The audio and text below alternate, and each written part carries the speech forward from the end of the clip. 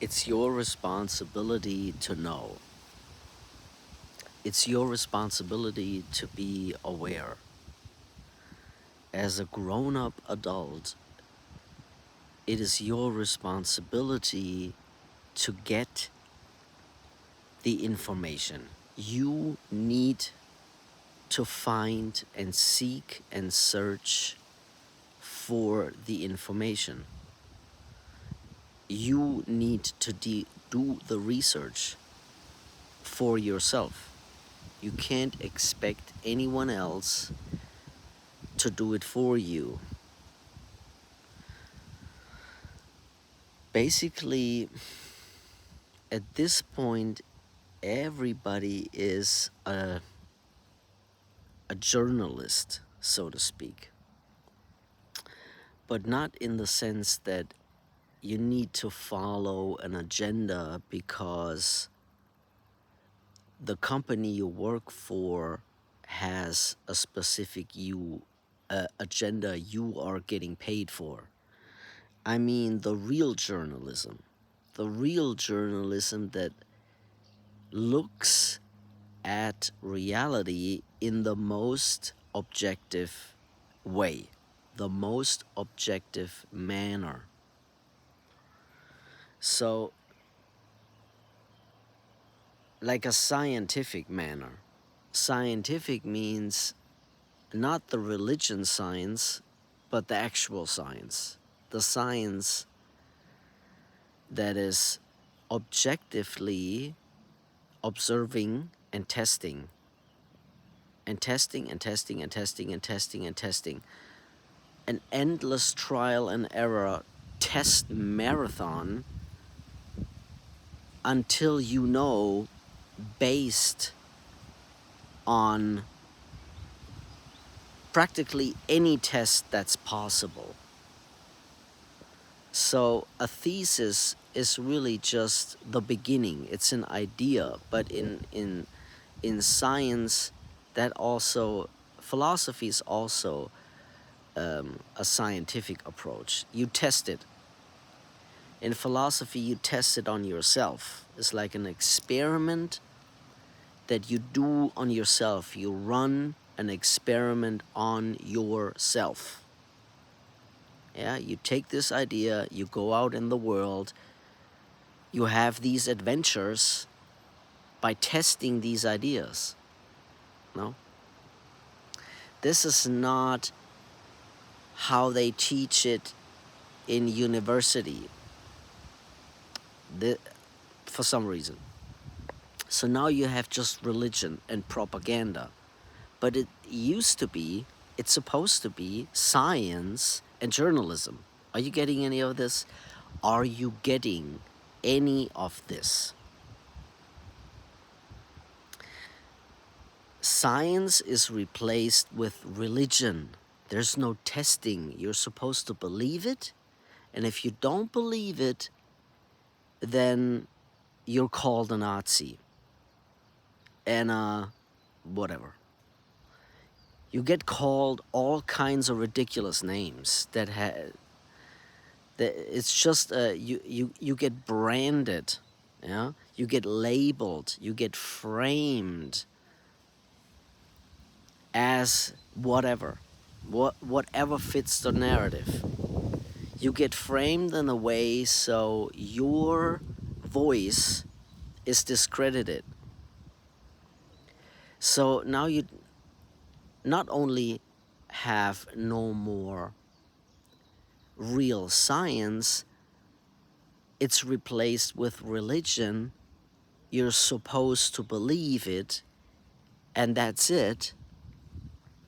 You're not supposed to question it. You're just supposed to believe it, and if you don't, you get punished. Yeah, you get punished for not believing. These are ridiculous times. And it's the same with the journalism. You don't have journalism anymore, you have propaganda. And if you don't believe it, guess what? Well, you guessed it. You get punished. if you don't go along with the narrative that you're supposed to believe, you're the problem, right? Just because you're asking questions. And asking questions used to be the most important thing in science and in journalism. A journalist is basically somebody who is observing and asking questions. A scientist is used to be usually somebody who is observing and asking questions. Are you getting any of this? Because if you don't, you will never understand it, because there's nobody who can say it this simple. I wish I had someone in my life who could break it down this simple. So I'm gonna say it again. Maybe get a pencil or a pen and write it the fuck down. A scientist, a journalist used to be somebody who is observing and asking questions. And a scientist then also tests a lot and observes and asks some more questions. So now that this era is gone, you need to be that person. And and I had an interesting conversation exactly about that point, and it basically uh, it this all stops with the argument. Well, but I can't change anything. I can't change anything. Sure, but that's not the point. Nobody can change the world. A single human being can't change the world. That's impossible, and that's not the job. That's not the point. That's not what this is about. Obviously, not a single person ever changed the world, right? It's not something you can do, you should do, you're supposed to do, blah, blah, blah. It's obvious it's not possible. But what's possible? What is possible? What is your responsibility? What is your job? What is the thing you can do? You can observe and ask questions.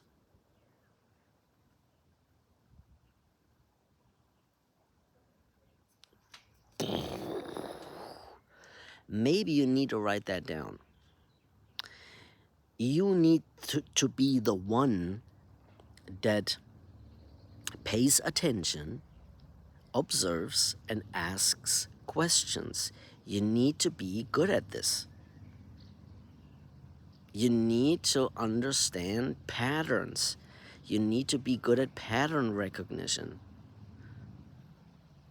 Let me put it really simple. If you don't do that, if you don't pay attention and ask questions, you're just gonna get lied to, and the price is probably your life. Because the world is run by psychopath, narcissist, satanic, pedophile criminals. They're acting in organized crime manner. So if you're just naive and believe everything like they want you to, like in a religion, you can do that, but you probably lose your life in the process. So if you want to stay alive, you kind of need to learn how to observe, ask questions, and recognize patterns, right? I mean, I'm really trying my best to break it down in 10 minutes so everybody gets it.